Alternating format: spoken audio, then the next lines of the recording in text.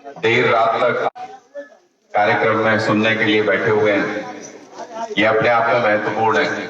और जब कोई बदलाव आना होता है तो कोई माइक के नजदीक बैठता है, कोई माइक के दूर बैठता है, लेकिन दिल में सबके है। ये बदलाव आ रहा है, ये इस बात का सबूत है।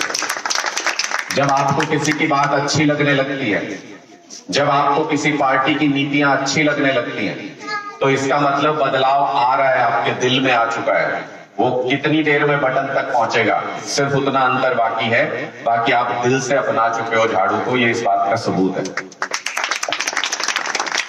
चुनाव बहुत नजदीक है और आप सबको पता है, चुनाव जब नजदीक आता है तो तरह तरह के षड्यंत्र होते हैं, तरह तरह की अफवाह फैलाई जाती है। आम आदमी पार्टी ने अगर दिल्ली के अंदर इतनी बड़ी कामयाबी हासिल की और पंजाब के अंदर अगर इतनी बड़ी कामयाबी हासिल की और गुजरात के अंदर अगर पूर्ण बहुमत की सरकार बनाने की हालत में आज के दिन हम हैं, तो वो सिर्फ और सिर्फ इसलिए है क्योंकि हमें इन अफवाहों को काटना आता है। हमारा कार्यकर्ता इन अफवाहों में विश्वास नहीं करता, हमारा कार्यकर्ता दिल की आवाज पे चलता है। हमारा कार्यकर्ता एक बार ये सोच लेता है कि मुझे अपने बच्चों का भविष्य बदलना है, तो उसकी लड़ाई आर पार की लड़ता है और अंत तक लड़ता है। ये बीच में जो शगुफे छोड़े जाते हैं, इनके चक्कर में कभी मत पड़ना। दो तीन तरह की चीजें होती हैं, मैं बता देता हूं आपको सारी बात खोल के। दो तीन तरह की चीजें होती हैं चुनाव जब नजदीक आने लगता है। एक ये माहौल बनाया जाता है कि भाई फला आदमी जीत रहा है, फला आदमी जीत रहा है। कोई माइक कैमरा लेके घूम जाएगा, चार कांग्रेसियों के बीच में घूम जाएगा, तो वो कह देंगे कांग्रेस जीत रहा है। कोई 5 लोगों के बीच में, बीजेपी वालों के बीच में घूम जाएगा, फिर आप यूट्यूब पे देखोगे हो इस गांव में तो बीजेपी जीत रही है। अरे कुछ नहीं जीत रही, वही निशान जीतेगा जो आपने अपने दिल में बसा रखा है। मैं उदाहरण देके आपको बता सकता हूं। दिल्ली के अंदर 2015 में हम लोग इसी तरह से लोगों के बीच जाके पूछते थे, हम कहते थे भाई किसकी सरकार बनेगी, कहते थे जी भारतीय जनता पार्टी की सरकार बनेगी। माहौल चारों तरफ देख के ये लग रहा है कि बीजेपी की सरकार बनेगी। फिर हम पूछते थे भाई आप किसको वोट दोगे, तो ये जितने जवान बुजुर्ग जितने यहाँ बैठे हैं, ऐसे ऐसे लोगों के बीच में जाके जब पूछते थे तो बोलते थे जी मैं तो दूंगा झाड़ू को वोट, मैं आम आदमी पार्टी को वोट दूंगा, लेकिन सरकार नहीं बनेगी आपकी क्योंकि माहौल बीजेपी का है। ध्यान से सुनना, जब नतीजे आए 67 सीट आम आदमी पार्टी की थी और सिर्फ 3 भारतीय जनता पार्टी की थी, सिर्फ 3। तो ये माहौल कुछ नहीं होता, माहौल वही होता है जो आपके दिल में है। हर आदमी सोच रहा है आज के दिन में कि अच्छी पार्टी है, अच्छी नीतियां हैं, अच्छी बातें करते हैं, हमारे बच्चों के भविष्य की बात करते हैं, और सबसे बड़ी बात जो कह दिया वो पत्थर की लकीर है, उसको करके दिखाते हैं, चाहे उसके लिए कुछ भी करना पड़े। दिल्ली में हमने कहा बिजली फ्री कर देंगे, बोले झूठ बोल रहे, नहीं कर सकते, कर दी। फिर बोले भाई दिल्ली में कर सकते हैं, यहां तो सेंटर का पैसा आता होगा, पंजाब में नहीं कर सकते। सरकार बनने के 3 महीने के अंदर पंजाब में भी कर दी। और ये कांग्रेसी आपके बीच में जितनी बार आए होंगे, आजकल इन्होंने क्या किया, इन्होंने आम आदमी पार्टी के मुद्दे चुरा रखे हैं। आजकल अपनी बातें भूल गए, पुरानी अपनी बातें नहीं करते आजकल ये क्या बात करेंगे। यहाँ पे गली के मोड़ पे मैं पीछे देख रहा था, इन्होंने एक सफेद सा वो पोस्टर लगा रखा छोटा सा, कह जी शिक्षा जिसने आपकी बर्बाद करी उसको वोट करोगे क्या। मतलब कांग्रेस अब शिक्षा के नाम पे वोट मांग रही है। शर्म नहीं आती इनको शिक्षा के नाम पे वोट मांगते हुए। 509 सरकारी स्कूल बंद किए थे जब हुड्डा सरकार थी, तो कितने 509। बीजेपी ने तो अभी 200 किए हैं। ये चोरी में, ये अपने बच्चों की शिक्षा को बर्बाद करने में, सरकारी स्कूलों को बंद करने में, ये बीजेपी के भी बाप है, बाप। ये कांग्रेस ने भी हमारे गरीब बच्चों की शिक्षा को बर्बाद किया। ये बीजेपी भी यही कर रही है कि ये सरकारी स्कूल बंद कर दो। जिस आदमी के पास प्राइवेट स्कूल में देने के लिए 100 रुपए भी नहीं है, घटिया से घटिया प्राइवेट स्कूल में भेज देता है आदमी। अगर उसके पास 100-200 रुपए भी हो तो सरकारी में कौन भेजता है? जिसके पास 100-200 रुपए भी नहीं होते, अपनी मेहनत की कमाई से मुश्किल से जिसका घर चलता है, वो सोचता है कुछ तो पढ़ लेगा, सरकारी स्कूल में भेजता है वो अपने बच्चों को। ये उन सारे बच्चों को अनपढ़ रखना चाहते हैं जो मेहनत मजदूरी करके अपने बच्चों को पढ़ाने के लिए जो लोग लड़ रहे हैं, जो जो संघर्ष कर रहे हैं अपने जीवन में, ये चाहते हैं उनके बच्चे भी अनपढ़ रहे, किसान का बच्चा भी अनपढ़ रहे, मजदूर का बच्चा भी अनपढ़ रहे, पिछड़ों का बच्चा भी अनपढ़ रहे, और वो भी इनके सामने इसी तरह से घूमते रहे, इसी तरीके से मजदूरी करते रहे, ये बड़ी बड़ी गाड़ियों में घूमते रहे, यहाँ पे इनके बेटे विधायक बनते रहे, मंत्री बनते रहे। ये फर्क करना चाहते हैं गरीब और अमीर के अंदर।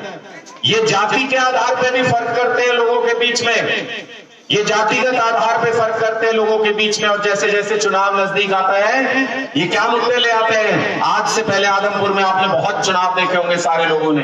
किन मुद्दों पे चुनाव होता था आज से पहले आदमपुर के अंदर? जात पात के ऊपर चुनाव होता था आदमपुर के अंदर। कभी धर्म का मुद्दा ले आओ, कभी जात पात का, कभी ऊंच नीच का, कभी परिवार का, यही सब मुद्दों के ऊपर चुनाव होता है आदमपुर के अंदर। आज तक आप लोग दूसरों के बच्चों को, दूसरों के बेटे और पोतों को बड़ा आदमी बनाने के लिए वोट देते रहे हो। मैं आज आपके बीच में यह अपील करने आया हूं कि इस बार तो बदलाव करो, इस बार अपने बच्चों, पोता पोती के उज्जवल भविष्य के लिए वोट करो। कब तक दूसरों के बच्चों को बड़ा आदमी बनाते रहोगे? अरविंद केजरीवाल जी वो फॉर्मूला ले आए कि हर गरीब आदमी अपने बच्चे को बड़ा आदमी बना सकता है। मैं उदाहरण के साथ बता सकता हूं, आम आदमी पार्टी इतना भी झूठ नहीं बोलती, इतना सा भी बारीक सा भी झूठ नहीं बोलती, हर बात का उदाहरण है, साबित करके दिखाया हम लोगों ने। दिल्ली के अंदर इस बार 1150 बच्चे, 1150 बच्चे सरकारी स्कूल से पास होके सीधे सरकारी स्कूल से 12वीं की और एम्स में डॉक्टर और आईआईटी में इंजीनियरिंग के कोर्स में दाखिला हुआ है, सीधे सरकारी स्कूल से, कहीं कोई कोचिंग नहीं ली, कुछ नहीं किया। और जिस दिन वो पास होके निकलेंगे वहां से 3-4 साल बाद, अंदाजा लगा सकते हो कितनी तनख्वाह होगी इन बच्चों की। जो मेडिकल कॉलेज में पढ़ रहे हैं, जो इंजीनियरिंग कॉलेज में पढ़ रहे हैं, किसी की 2 लाख रुपए महीना तनख्वाह होगी, किसी की 3 लाख रुपए महीना तनख्वाह होगी, किसी की 4 लाख रुपए महीना तनख्वाह होगी। और आप सोच भी नहीं सकते कि इनके माता पिता क्या करते हैं इन बच्चों के। हम बहुत सारे परिवारों से मिले, सारे परिवारों का एक सम्मेलन बुलाया था जब ये 1150 बच्चे सेलेक्ट हुए। इनमें से किसी के पिता पंचर लगाते हैं, किसी के पिता रेहड़ी लगाते हैं, किसी के पिता मजदूरी करते हैं। एक साथ जिसने जीवन में 1 लाख रुपया भी नहीं देखा, उसका बच्चा अरविंद केजरीवाल जी की शिक्षा नीति की वजह से 2 लाख, 3 लाख, 4 लाख रुपए महीने के कमाएगा। सारे परिवार की गरीबी दूर हो जाएगी एक झटके में। ये फॉर्मूला है अपने बच्चों को बड़ा आदमी बनाने का।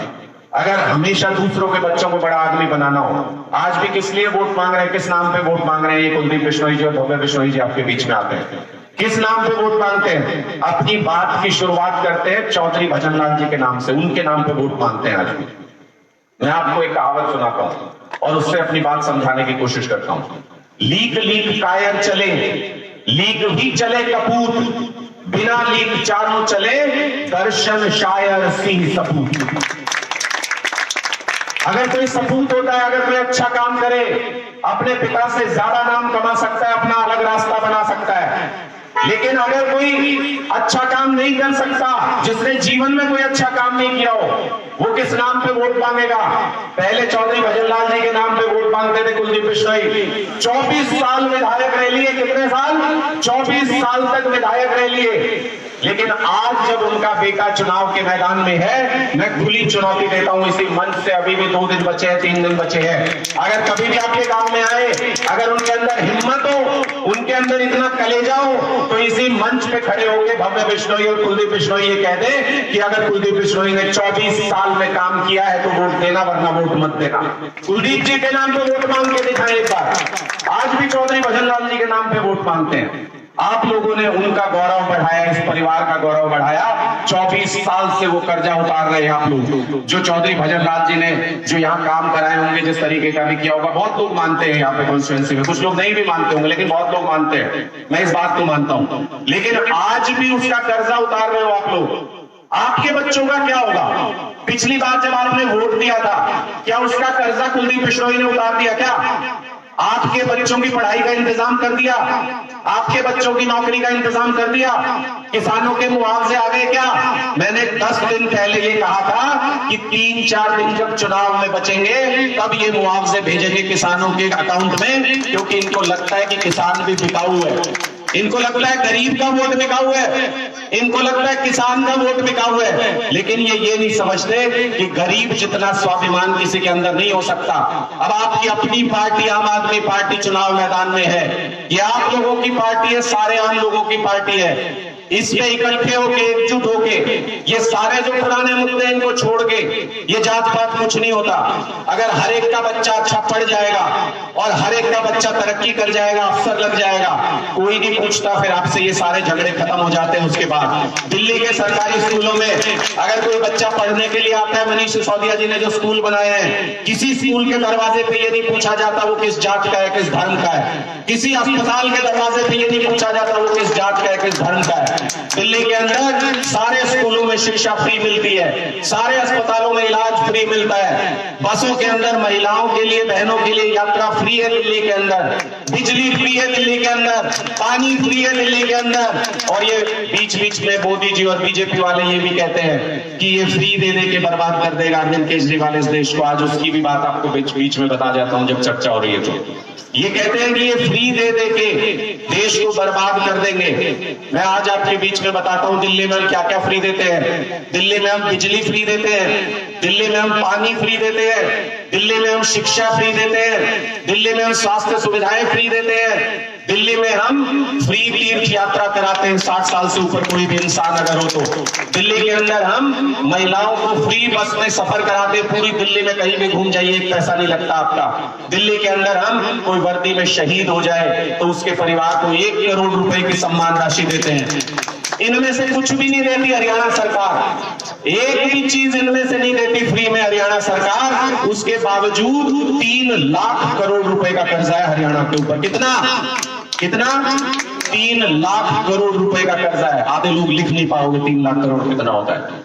पंजाब के अंदर 6 महीने पहले हमारी सरकार बनी है, उससे पहले कांग्रेस सरकार चला रही थी, वहां पर 3.5 लाख करोड़ रुपए का कर्जा छोड़ के गए। इनमें से कुछ भी फ्री नहीं देते थे, वहां पे कोई चीज फ्री नहीं देते थे। राजस्थान में आपके बगल में है, इनमें से कुछ भी फ्री नहीं देती कांग्रेस की सरकार, लेकिन 5 लाख करोड़ रुपए का कर्जा है राजस्थान सरकार के ऊपर। उत्तर प्रदेश में भारतीय जनता पार्टी की सरकार है, इनमें से कुछ भी फ्री नहीं देते। 6 लाख करोड़ रुपए का कर्जा उत्तर प्रदेश सरकार के ऊपर। और दिल्ली में जहां हम सब कुछ फ्री देते हैं, ये सारी सुविधाएं, एक नए पैसे का कर्जा नहीं है दिल्ली के ऊपर, एक पैसे का भी कर्जा नहीं है। यानी ये फ्री मूलभूत सुविधाएं देने से देश बर्बाद नहीं होता।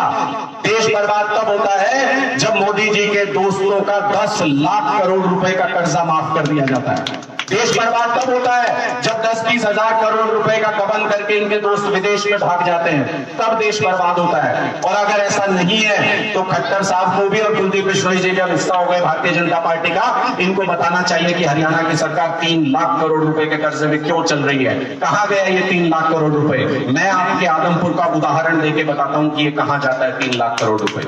मैं यहां का उदाहरण देके आपको बताता हूं। क्या कह रहे हैं कुलदीप बिश्नोई जी, कभी कहेंगे 300 करोड़ का मैंने काम करा दिया, कभी कहेंगे 500 करोड़ के प्रोजेक्ट ले आया। 4 दिन पहले तक जब तक ये भारतीय जनता पार्टी में नहीं आए थे तो बोलते थे मैं कुछ काम नहीं करा पाया क्योंकि मैं विपक्ष में था। यही कहते थे ना कि वनवास चल रहा है। आज कहते हैं कि मैंने 300 करोड़ का काम करा दिया।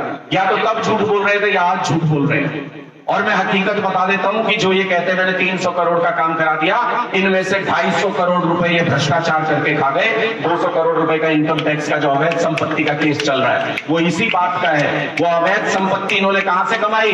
कोई नोट बनाने की फैक्ट्री चल रही है क्या कुलदीप बिश्नोई की? कहीं पे इनके कोई बड़े काम धंधे चल रहे हैं क्या? कोई नहीं बता सकता आप में से क्या काम धंधा करते हैं कुलदीप बिश्नोई।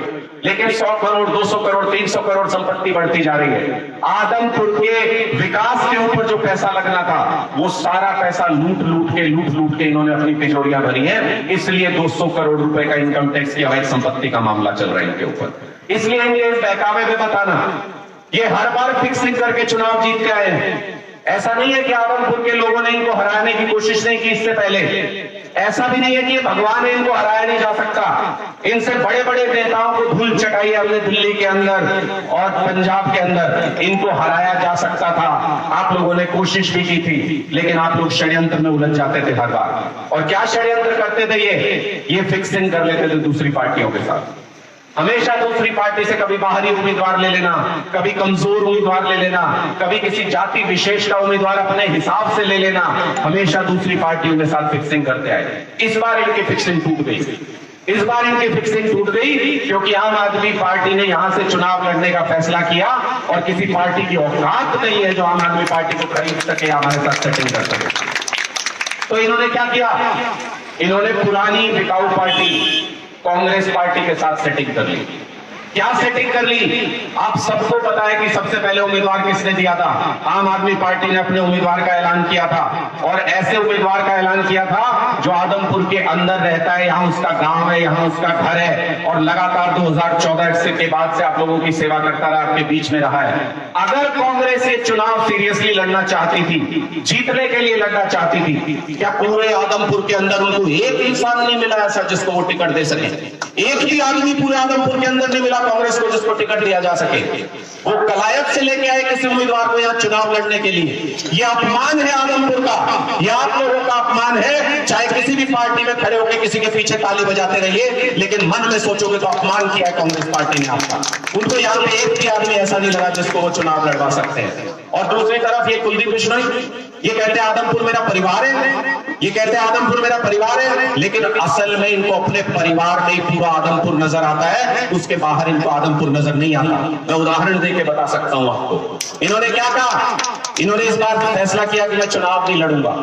अगर इनको चुनाव नहीं लड़ना था तो पूरे आदमपुर के 1,70,000 वोटर में से इनको एक पढ़ा लिखा आदमी ऐसा नहीं मिला, एक बुजुर्ग ऐसा नहीं मिला जिसको ये यहाँ विधायक बनाने के बारे में सोच सके। पूरे आदमपुर में नजर घुमा के इनको अपने परिवार में अपना बेटा नजर आया कि बोले इसको विधायक बना दो। क्यों? आदमपुर में और किसी के बच्चे नहीं है क्या?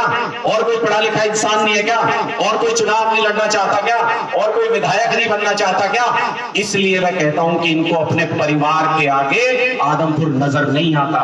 आदमपुर के लोगों का चौक चौराहे में कैमरे पे खड़े होकर अपमान करते हैं। इन्होंने क्या कहा? 7 बजे के बाद फोन नहीं उठाऊंगा इस चुनाव में। पहले तो ये कभी आपसे लोगों के सामने ये सब बातें बोलते नहीं थे, लेकिन इस बार आम आदमी पार्टी ने इनसे सवाल पूछा, एक एक बात पे पूछा, तो इनकी जुबान लड़खड़ा रही है, कुछ का कुछ बोलने लगे हैं ये आजकल। इन्होंने क्या कहा? इन्होंने कहा कि 7 बजे के बाद फोन नहीं उठाऊंगा आदमपुर वालों का, क्योंकि शराब पी लेते हैं आदमपुर के लोग 7 बजे के बाद।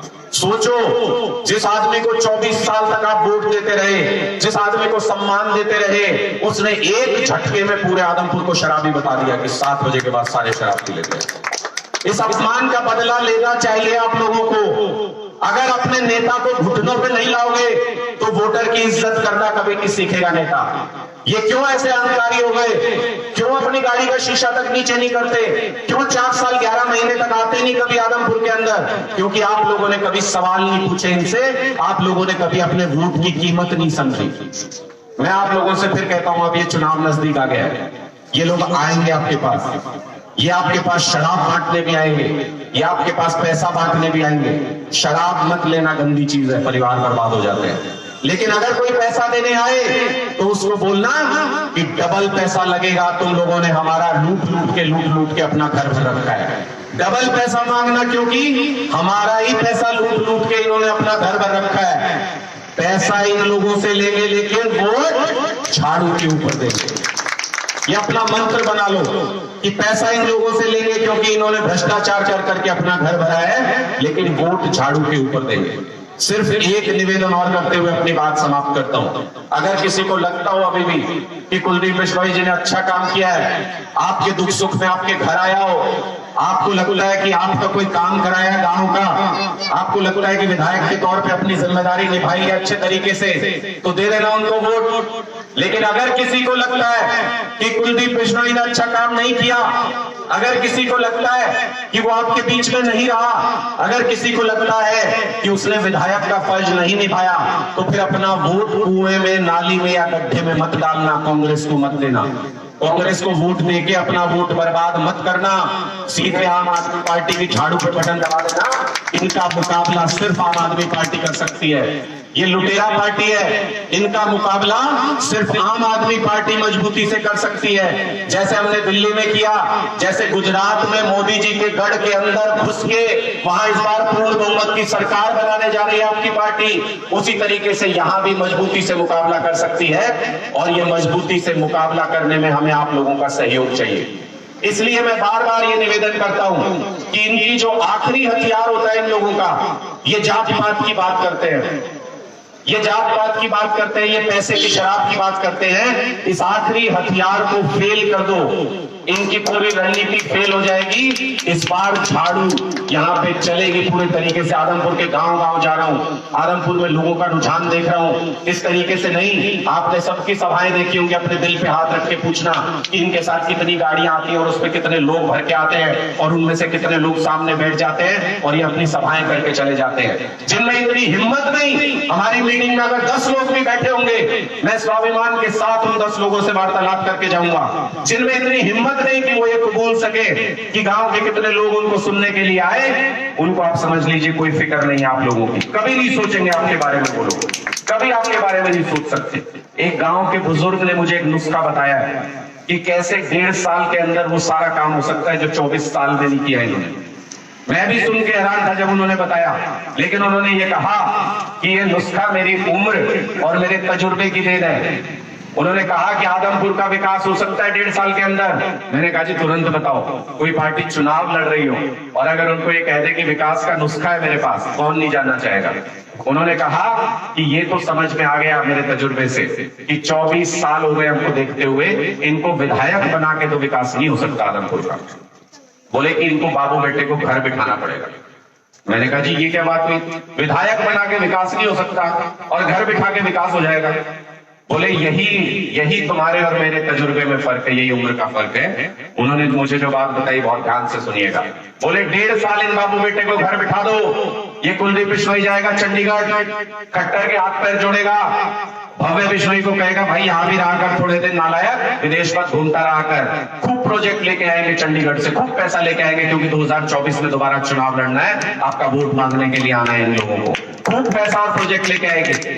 और आम आदमी पार्टी भी छोटी लड़ाई नहीं लड़ रही है। अगर किसी को ये लग रहा हो कि ये सिर्फ उपचुनाव तक सीमित है, आम आदमी पार्टी 2024 में पूर्ण बहुमत की सरकार बनाने जा रही है हरियाणा के अंदर, पूर्ण बहुमत की सरकार।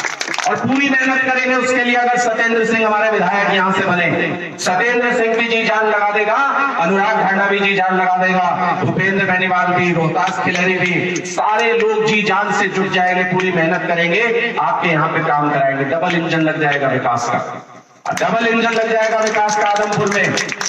ये लोग भी मेहनत करेंगे क्योंकि इनकी दादा लाई टूटेगी इस बार, इसलिए इनको मेहनत करनी पड़ेगी दोबारा वोट मांगने के लिए। और हम लोग भी मेहनत करेंगे क्योंकि 2024 में सरकार बनानी है और आपके मजे हो जाएंगे। 1.5 साल के अंदर वो सारा काम हो जाएगा जो 24 साल से अटका पड़ा है। लेकिन सिर्फ वोट कटुओं से सावधान रहना। ये वोट काटने के लिए आया है सिर्फ जो तीसरा उम्मीदवार है कांग्रेस का, इसका और कोई पर्पस नहीं है। क्या मतलब इसका जयप्रकाश का आदमपुर के अंदर? आदमपुर के अंदर जयप्रकाश का गांव है क्या? आदमपुर के अंदर जयप्रकाश का घर है क्या? आदमपुर में परिवार रहता है क्या? जयप्रकाश का कोई काम धंधा चल रहा है इसका यहाँ पे? झूठ मूठ में ये बोला कि मैंने एक फार्म हाउस ले लिया है यहाँ पे। आम आदमी पार्टी के सामने ये चोरी और ये सब चीजें चलती नहीं। एक दिन लगा हमें उसकी पोल खोलने में। हमने ये कहा कि अगर तुमने फार्म हाउस लिया है तो बताओ चुनाव के अंदर डिक्लेयर किया है कि नहीं, प्रॉपर्टी बतानी पड़ती है चुनाव के अंदर। और अगर नहीं डिक्लेयर किया तो अभी इसका पर्चा रद्द होना चाहिए और इसको गिरफ्तार करके जेल में डालना चाहिए। झूठ बोला चुनाव आयोग से, इसका कुछ नहीं है यहाँ पे। 2009 में चुनाव लड़ा था, वापस चला गया था कलायत, आपके बीच में नहीं रहा, आपकी सेवा नहीं की। इस बार फिर वापस चला जाएगा कलायत पार करके। सिर्फ और सिर्फ आपके वोट काटने के लिए आए हैं, सिर्फ और सिर्फ आपके वोट काटने के लिए। तो अपना वोट बर्बाद मत करो। कांग्रेस पार्टी पूरे हिंदुस्तान में खत्म हो रही है। जो भविष्य की विचारधारा है, जो भविष्य की सोच है, उसके साथ जुड़ जाओ। नया जो जहाज है उसके साथ जुड़ जाओ। डूबते हुए जहाज में सवार मत हो। इस बात का ध्यान रखोगे तो आपके बच्चों के भविष्य तक का ख्याल आम आदमी पार्टी रखेगी। कर्जा समझते हैं हम लोग वोट को। आप लोग जो हमें वोट देते हो उसको हम कर्जा समझते हैं। कर्जा, आपका कर्जा उतारने के लिए काम करते रहते हैं, 1.5 साल तक काम करेंगे यहाँ और 5 साल तक काम करते हैं, जहां भी वोट मांगते हैं उस कर्जे को उतारते हैं। ये लोग आपके वोट को बिकाऊ समझते हैं। अगर इनका पैसा लेके आपने इनको वोट दे दिया किसी ने भी, तो इनके मन में ये बात पक्की हो जाएगी कि आपका वोट खरीदा जा सकता है। ये हर बार यही सोचेंगे। अगर इनकी शराब लेके किसी ने इनको वोट दे दिया, तो इनको ये बात पक्की हो जाएगी कि इन लोगों का वोट तो एक बोतल में बिकता है। वो कभी भी आपकी इज्जत नहीं करेंगे, आपके बीच में काम करने नहीं आएंगे, वोट मांगने नहीं आएंगे। इसलिए मैं बार बार कह रहा हूं कि ये पैसा इनसे ले लो, लेकिन वोट आम आदमी पार्टी को दे दो, झाड़ू को दे दो। इनको पता चल जाएगा कि गरीब का वोट बिकाऊ नहीं है। ये सारे के सारे नेता लाइन पे आ जाएंगे। एक बार मेरी बात से अगर सहमत हो तो जोरदार नारा मेरे साथ लगाइएगा। 10 नंबर बटन याद कर लीजिए मशीन के ऊपर। जब आप अंदर जाएंगे वोट डालने के लिए, किसी को नहीं पता कि आप किसको वोट डाल रहे हैं। आप 10 नंबर का बटन दबा के आ जाइएगा। घर जब लौट के आओगे तो आप खुशी से मुस्कुरा रहे होगे कि मैंने अपने दिल की बात सुनी है, मैंने अपने बच्चों का भविष्य चुना है। मुस्कुराते हुए घर आओगे आप। और कल अरविंद केजरीवाल जी आ रहे हैं आपके बीच में बालसमंद में। अरविंद केजरीवाल जी वो आवाज जो आदमपुर में एक रैली की थी, अरविंद केजरीवाल जी ने कुलदीप बिश्नोई हाथ जोड़ता घूम रहा था पूरे आदमपुर के अंदर कि आम आदमी पार्टी की सभाओं में मत जाना, मीटिंग में मत जाना। कल फिर आ रहे हैं बालसमंद के अंदर, और इस बार आम आदमी पार्टी की जीत के ऊपर ठप्पा लगाने के लिए आ रहे हैं। कल बालसमंद के अंदर वो यहाँ पे आएंगे और उसके बाद का माहौल आप देखिएगा रातों रात कैसे बदलता है। पूरे बहुमत के साथ, पूरे वोट के साथ आम आदमी पार्टी इस बार यहाँ अपना विधायक बनाने जा रही है। जीत में साझा कर लो, आपके पास मौका है, आपके पास मौका है। इस जीत में साझा कर लो, वरना जो 1968 से चलाया है, वरना जो 24 साल से चलाया है, वही आपके साथ फिर से धोखा हो जाएगा। वही आप फिर से बाद में कहोगे कि हमारे साथ धोखा हो गया। इसलिए ये चुनाव सीधे झाड़ू और कमल के बीच में है। किसी ने पूछा कि भाई ये कमल कहाँ उगता है? बोले जी कीचड़ में। बोले भाई झाड़ू क्या करती है? बोले कीचड़ साफ करती है। तो कमल उगेगा ही नहीं, फिर कीचड़ साफ कर देंगे इस बार झाड़ू से। तो आप लोग ये ठान लो इस बार कि कुछ और नहीं सोचना है। कल अरविंद केजरीवाल जी को भी सुनने के लिए आइएगा बालसमंद में। मैं आप सबको आमंत्रित करके जा रहा हूं यहाँ से। मेरे साथ बुलंद आवाज में एक बार नारा लगाइएगा, मुट्ठी बंद करके इस तरीके से मजबूती से। भारत माता की, भारत माता की, इंकलाब, इंकलाब। बहुत बहुत शुक्रिया आप सभी का, बहुत बहुत शुक्रिया।